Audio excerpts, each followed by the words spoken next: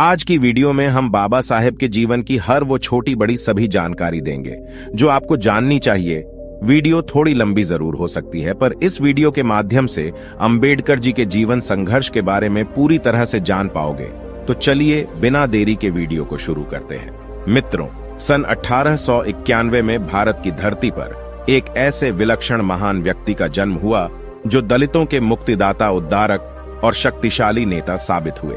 वे एक महान लेखक, नारी जाति को सशक्त बनाने वाले सिद्धांत शास्त्री और बौद्ध धर्म के मानवीय सिद्धांतों के पुनरुद्धारक थे।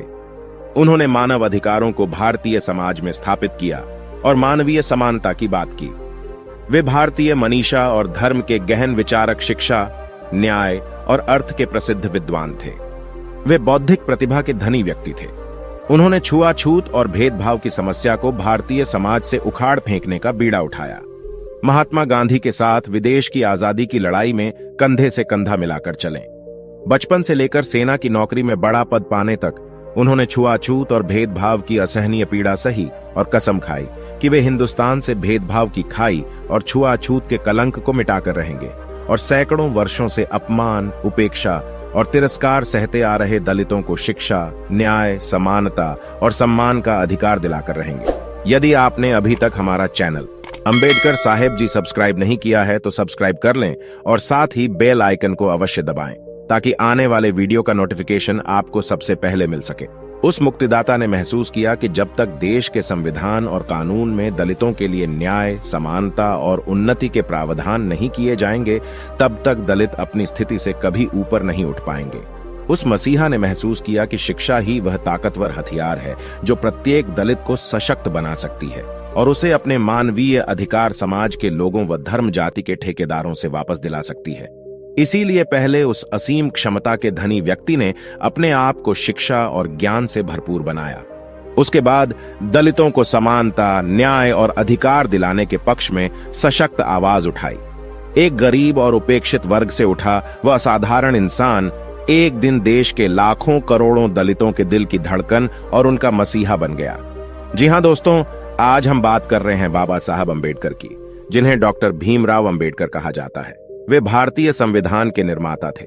स्वतंत्र भारत के वे पहले कानून मंत्री बनाए गए। भारतीय संविधान के निर्माण के बाद उन्होंने हिंदू कोड बिल भी बनाया था।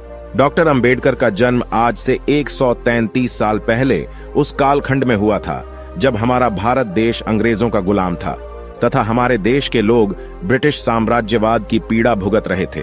तब अंग्रेज लोग तो भारतीयों पर जुल्म करते ही थे, लेकिन भारत के ऊंची जाति के स्वर्ण लोग भी अछूत या निम्न वर्ण के लोगों को घृणा की दृष्टि से देखते थे। अछूत जनों को वे अपने कुएं और नल से पानी भी नहीं लेने देते थे और उन्हें छूना बहुत बड़ा पाप समझते थे।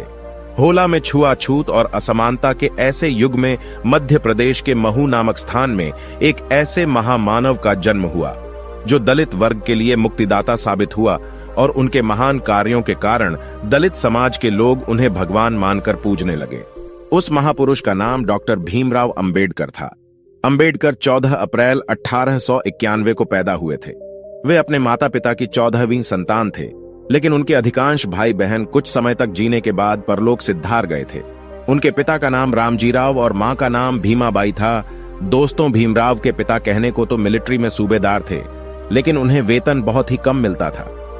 15 साल सेना में नौकरी करके जब वो रिटायर हुए तो अपने गांव महुआ ये पिता रामजीराव के मन में अपने बच्चों की परवरिश और पढ़ाई लिखाई की चिंता थी, लेकिन इसके लिए ना तो उनके पास पर्याप्त पैसा था और ना ही महू गांव में बच्चों के लिए स्कूल की सुविधा थी।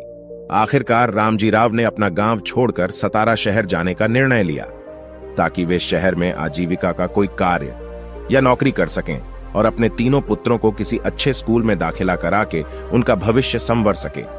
भीमराव के पिता जानते थे कि हम महार जाति से हैं और हमारी जाति के लोगों को देश में अछूत माना जाता है। यदि मेरे पुत्रों ने शिक्षा ग्रहण नहीं की तो उन्हें आगे चलकर भूख, गरीबी और कष्टों का सामना करना पड़ेगा। अगर वे कुछ पढ़ लिख गए तो हो सकता है कि किसी दफ्तर में बाबू बन जाए और इज्जत से जीना सीख जाए। बड़ी मुश्किल से सतारा शहर में रामजीराव को एक कंपनी में स्टोर कीपर की नौकरी मिली। पगार 40 रुपये थी। सूबेदारी की नौकरी में रामजीराव को 50,000 रुपये महीना वेतन मिलता था। लेकिन घर की तंग हालत के कारण उन्होंने वो नौकरी करना स्वीकार कर लिया। अपने परिवार के साथ सतारा शहर में रहते हुए भीमराव जब 5 वर्ष की आयु के हुए तो उन्होंने अपने पिता से पढ़ने की इच्छा जाहिर की। उनकी माताजी भी चाहती थी, वे बड़े पिता रामजीराव भी अपने बेटों को स्कूल में पढ़ाना चाहते थे, लेकिन वे ये सोचकर कि हम मार लोग हैं, अछूत जाति के हैं, शहर में कौन सा स्कूल हमारे बच्चों को दाखिला दे सकेगा। बालक भीमराव रोज पिता से स्कूल जाने की जिद करते थे।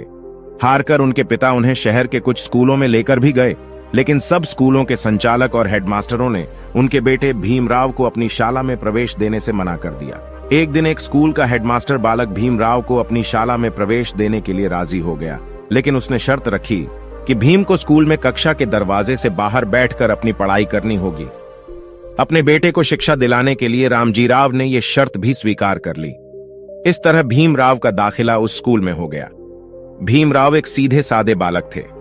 अपने पिता की तरह वे बहुत गंभीर और सहनशील थे, साथ ही साथ बहुत कुशाग्र बुद्धि तथा मेधावी प्रतिभा के धनी थे।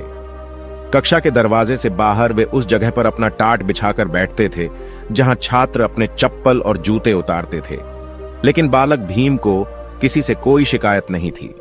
उसके मन में केवल विद्या और ज्ञान अर्जित करने की लगन थी। वे पढ़ाई के जरिए दिन दुनिया की बहुत सारी बातें जान लेना चाहते थे। भीमराव और रोज सुबह समय से पहले स्कूल पहुंचते और अपनी कक्षा के बाहर दरवाजे पर बैठकर शिक्षकों द्वारा पढ़ाए जाने वाले पाठों को बड़े ध्यान से एकाग्रता पूर्वक सुना कर दे। टीचर के पाठ पढ़ाते पढ़ाते उन्हें वह पाठ स्कूल में ही याद हो जाता था। उन्हें घर पर अलग से उस पाठ को रेट कर याद करने की आवश्यकता नहीं पड़ती थी।